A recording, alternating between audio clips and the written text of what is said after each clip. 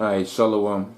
Double honors to the apostles of GMS, honest Jew brothers that be pushing this truth and sincerity throughout the four corners of the earth. This is going to be a short video touching on various geopolitical issues, as it were. And we'll get into some scriptures, just a few scriptures here and there when necessary. And in essence, just prophesy about the downfall of the impending downfall that is coming upon you. All right, the famines, right, that's going to come to you, right, to the people of the world, man, that have not received, that have basically have neglected the word of the Most High, and that's really talking about you Negroes, Hispanics, and Native Americans. All right, I'm gonna prove that with some scriptures real quick, just in the interest of getting straight to the scriptures. I'm gonna bring it out in my sword, which I have in my hand right here, and the scriptures which I have right here, and then where necessary, I'll bring it up on the screen. So this is in the book of Psalms, the 149th chapter and the 9th verse, and it says, rather more, the 147th chapter and the 19th verse. Right, it says, He showeth his word unto Jacob, which are the Hebrew Israelites, the Negroes, Hispanics, Native Americans, scattered throughout the four corners of the earth. Showeth his word unto Jacob, his statutes and his judgments unto Israel. He hath not dealt so with any nation, and as for his judgment, they have not known them. Right? Praise ye the Lord. And I'm going to touch on another precept in the book of Isaiah. Slow. The screen's going to sleep a little bit. In the book of Isaiah, I believe it's in the 45th verse. And the point I'm hammering on home with this one is the fact that the Lord, who comes in the volume of the book, right, the Lord has prescribed these scriptures only to one group of people. So when I speak about the poverty and all of that, and I speak with that with on a generic term, I mean both you Edomites, Ammonites, basically all the heathen, and also 2/3 of our people, which I'm going to touch on in a second here. Right, so this is the book of Isaiah, the 45th chapter and the 17th verse. It says, But Israel shall be saved in the Lord with the everlasting salvation, shall not be ashamed, nor confounded, world without end. And that's a direct precept of the precept in John 3:16, where people think that world right there is talking about, that world is talking about the whole inhabited earth. Really, it's talking about Israel, man. When I say Israel, I'm not talking about the land Israel, I'm talking about the people Israel, which went into captivity by way of slave ships, as you can as seen and read, and as observed in the book of Isaiah, rather more Deuteronomy, the 28th chapter and the 68th verse. And really, when you go through all the prophecies, right, pertaining to the captivity of Judah in the book of Joel, all of that in the book of Jeremiah, right, them discontinuing from their heritage, Jeremiah 16 and 4. Right, Joel, I believe it's in the 3rd chapter. Right, the whole book of Deuteronomy speaks purely and exclusively about the Negroes, Hispanics, Native Americans, all of Israel dispersed throughout the four corners of the earth. All right, but nevertheless, this great famine is on the precipice of coming. Right, coming by way of the hand of the Most High. Right, it's going to affect everybody, man. Right, except for the elect. Right, but it's gonna really hit you, you Negroes, Hispanics, Native Americans hard, right? Because you pissed the Most High off, man. Right? Because like I've just read in the scriptures here, these scriptures were made for you, right? But we're gonna read it here in the book of Proverbs, and you're gonna see Israel, the Negroes, Hispanics, Native Americans scattered throughout the four corners of the earth. They really reject it. In fact, let me get a better precept off of that. I may need to search this one. Right, I believe it's in the. I believe there's a nice one in Isaiah. I need to search this one because I don't know it. I've got it off the top of my head. Right, the book of Isaiah.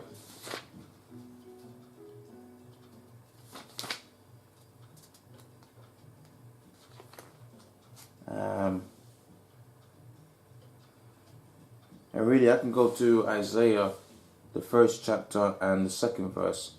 It says, Hear, O heavens, right, and give ear, O earth, for the Lord has spoken. He says, And I have nourished and brought up children, and they have rebelled against me. And that's what the Negroes, Hispanics, and Native Americans do. In fact, let me jump to Jeremiah 4:22, which is the one I was trying to remember. This is Jeremiah 4:22. Coming out real quick. Right, it says, "For my people is foolish, they have not known me, they have sought his children, they have none understanding, they are wise to do evil, but to do good they have no knowledge." So we've seen that the Most High has created all of this. He's set up for the Negroes, Hispanics, and Native Americans. We're the children of the Most High. That's why we call them the sons of God, man. So we've got the flavor, the funk, whatever you want to call it, man. The power, right? But that power ain't really is only going to be manifested on a spiritual sense in terms of developing and learning these scriptures. And really that true power, when you read in the book of Revelations, the 2nd chapter on the 25th verse, speaks about the Most High giving power to the men that hold fast to the truth, man. Right, which is what you've been given. And when you read in the book of Ecclesiasticus, the 12th chapter and the 12th verse, here's the conclusion of the whole matter: that you serve the Most High, and that you fear the Most High and keep His commandments. That's the whole duty of man. That's what the precept says, man. And that's not talking about all of these different men. That's talking about specifically. It's like, because when we get into the kingdom, really everybody's gonna follow the laws, statutes, commandments of the Most High, but more so than anything else is specifically talking about the Negroes, Hispanics, Native Americans, you Israelites, alright? But when you read the scriptures here, you're sought as children, man, right? You have none understanding, but to do wise, but they are wise to do evil, but to do good they have none understanding. This is back in the book of Isaiah, the 1st chapter and the 7th, first chapter and the 3rd verse. It says, "The ox knoweth his owner, and master is crib. The master's and the ass is his master's crib. But Israel doth not know, my people doth not consider. A sinful and a people laden with iniquity, a seed of evildoers, children that are corrupters. They have forsaken the Lord, and they have provoked the Holy One of Israel to anger. They are all gone backwards." And it says, "Why should ye be stricken any more? You will revolt more and more. It says, "The whole head is sick, right? And the whole heart shall be faint." Right? And what I'm going to read, right? The predictions that are going to be made off of what I'm going to read here is going to be targeting the Most High. Has set it up more specifically than anybody else. Because when you go into the book of Isaiah, there's a precept there that says, man, the nations are as a drop of a bucket, right? And he taketh up the eyes of them as a very little thing. Man, should a heathen die or live, man, the Most High is not too fussed about that, man. But in terms of executing judgment and punishments, right, these great calamities that I'm going to be reading about, that's going to be targeting you Negroes, Hispanics, Native Americans, man, right, that are not of the elect, right? And that's going to be a beautiful thing, because righteousness is going to be that more magnified. That which the men of the Lord labor in is going to be magnified that much more, man. All right. So without much further ado, let me jump into this article real quick. And this is an important article because if you know anything about how they set up their economy and all of that, or how they set up their kingdom and all of that, man. England is seen, or England was set up as the financial headquarters, America the military headquarters, and Rome the spiritual headquarters for their power structure. All right, and it says here 8 million Brits, right, living below minimum income standards, right? Study, right, and I'm gonna read just a little bit of it, but you see here, and what you have to do sometimes is read, between the lines. You see here is a picture of a woman, right? Probably an Edomite, right? Looking through an empty window, right? Not looking through an empty window, rather, but looking through a food shelf that's empty. But when you see the title of the article, it says 8 million Brits living below the minimum income standard. So what's income standard got to do with empty food shelves? Has nothing to do with empty food shelves. Really, what they're hinting at here is they're preparing your minds for famine. So whenever you're going to be thinking about food and lack of food, this picture here is going to be in your mind, man. Empty shelves, man. That's what they're preparing you for, because they're gonna crush their own economy, man, right? So they can set up their so-called new world order. But really, they think they're crushing it, but really it's the Most High imparting His Spirit into them to destroy it. When you read in the book of Amos, right, it says something to the effect of if a lion roar, something like if a lion roar, does not the Most High know, or something like that, right? When you read in the book of Isaiah, rather more 2 Samuel's or 1 Samuel's 2:6, the Lord killeth and maketh alive, He raiseth up and He bringeth down to the grave. So they might think they're doing it through their own power, man, but really it's the Spirit of the Lord that's gonna make them crash their own economy and all of that. All right. Now it says half of families with children living below the minimum income standards have trouble making ends meet, prompting a re-evaluation of the universal credit benefit system. Right? It says reforms of employment laws and further calls for living wage. It says these latest figures for Joseph Roundtree Federation comes as Prime Minister David Cameron prepares to announce the Conservative plan to eradicate unemployment, right, a leading Tory election campaign pledge. It says, and I'm not going to read all of it, right, because I don't need to read all of it, because when you read the first couple of paragraphs, man, you get the gist of the whole article. You see here, man, right. In fact, I'm going to read it. It says, the JR report revealed that there are 8.1 million Brits living below the minimum income standard, which I'm going to read about in a second. It says a figure which has grown by a third since 2008's economic crash, with 23% of adults now struggling to survive on their income, man. All right, so if 1 in 4 people, which is 23%, is pretty much 1 in 4 people are struggling just to make ends meet, man. This is in so-called Great Britain, man.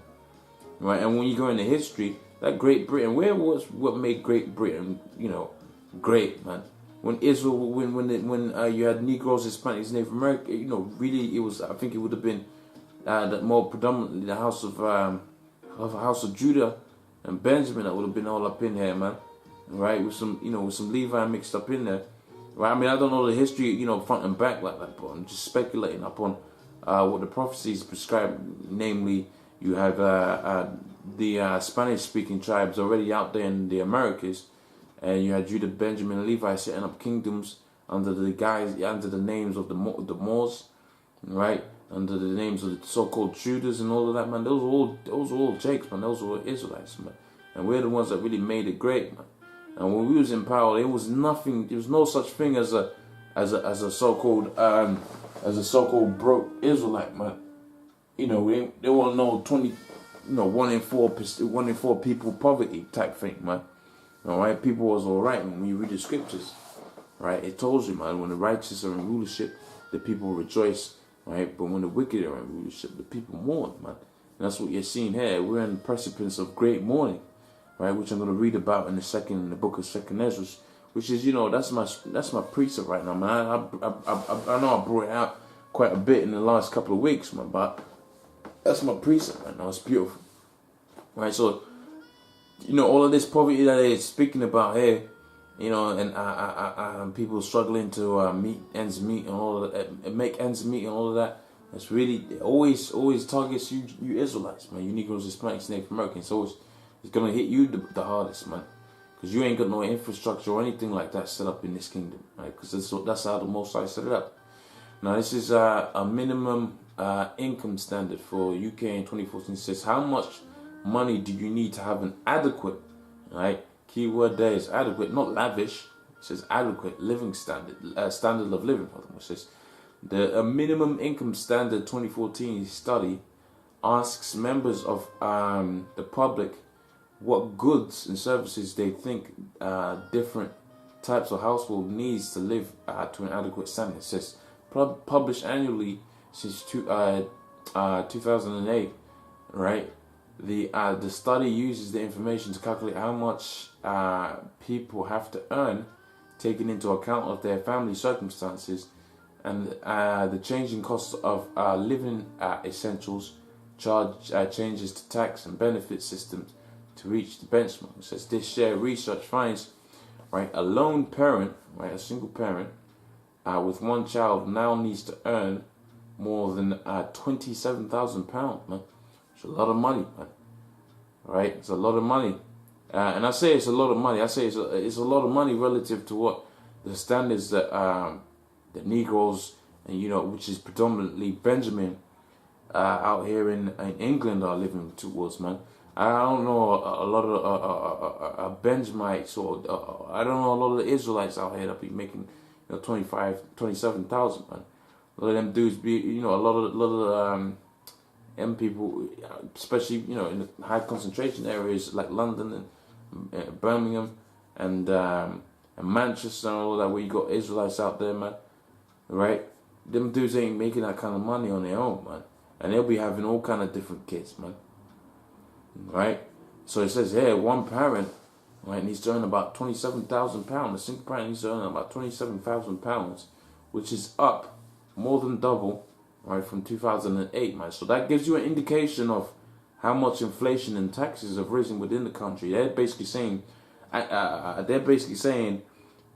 inflation has risen, to where you can't live. You have to make twice the amount of money. Now, even if you was on, let's say you was on £12,000 in 2008, man, your money ain't gonna double up, man. The cost of living is gonna double up, man. So, dudes just got, people out here starting to feel the pinch that the scriptures speak of, man. Right? It says a couple with two children need to each earn 20,000 a year, 20,000 each a year, which is about 40,000 altogether. It says compared to the 13 and 9,000 in 2008, and again, that's not exactly double, but it's just less, because it's two of you, and you manage together and all that. It says a single working age people must earn more than 16,000, up from the 13,000 in 2008. And it says that despite social and economic change, the list of goods and services is still similar to that of our actual study in 2008. It says, but people's ability to afford them has declined. Right? It says overall, the cost of a basket of essentials items has risen by 28%. Right? You see that? Just a basket of living essentials, man. It's risen up by a quarter, man. Right? Really coming up, nearly coming up to a third now, man. Add 5% more. It's a third of it's a third up, man. It says over 6 years. It says while average wages have increased 9%, which and it says and minimum wage has risen 14%. And them Jakes out here, Negroes, Hispanics, Native Americans, they be on that minimum wage, man. Right? You got them Hispanics out there in South London, man. Right? They'll be on minimum wage, man. All right. It says increased tax allowances have eased the pressure somewhat for some households, but it says the freeze to child benefits and ongoing cuts in credit and tax credits have outweighed. It says low earning families with one children. It says out of work benefits, right, have fallen further and now provide 39% of. It goes on, numbers and all that, man. Which I'm not too fussed about. Point I was getting at here, man. Right, look at the figures, man. You're gonna make twice as much money, man, to just have the basics, man. All right, you're gonna make twice as much. Just have the basics, man. Just have a like a little basic thing going on, man. We ain't even talking about having. He says for an adequate living standard, we ain't talking about having no, decent car or anything like that, decent running car or anything like that. No car that breaks down all the time. We ain't talking about, having the heating on all the time. Like with adequate life is, going through the motions, man. Right, just making it go by, man. Right, and you have to do twice as much as you had to do in 2008. So guess what, man? Right, going into 2015, guess what? It's gonna get tougher. All right, it's gonna get much tougher than that. It says the cost here. It says this is the Mail Online now. It says the cost of living is rising faster in the UK than anywhere else in Europe. It says, and why is that, man? You got a lot of Jake out here, and they done a lot of wickedness against the Most High, but really it's the Most High bringing, the spearhead of their finances down, down, man. It says inflation in the UK in September was these numbers, man. You get it from the title. You can read it if you want to. If I get a chance, I'll leave the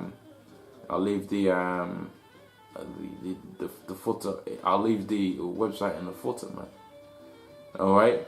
And then another article I was entertained by somewhat. Right. You got this. You got all of this wickedness now happening.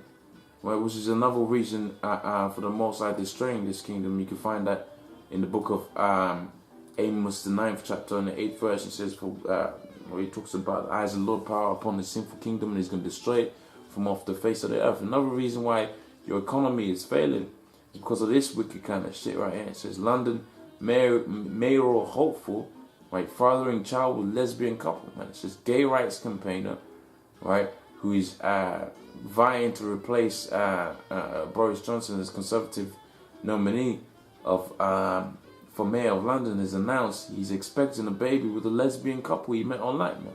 So that's the kind of madness that's out here, man. This dude met a lesbian couple online, right? He probably didn't do the dirty, man. Because he says he's a gay rights campaign, so the guy is probably a faggot. Right, that's the kind of madness you got right here, man. And I'm gonna end it with this precept right here. It's Isaiah the 29th chapter, the 16th verse. It says, "Surely your turning of things upside down shall be esteemed as the potter's clay. For shall the work say of him that made it, he made me not? Or shall him that framed it say of him, he hath framed me not? He had no understanding, man." Right, so the Most High sees all of the turning of the things upside down, and he's crashing your economy.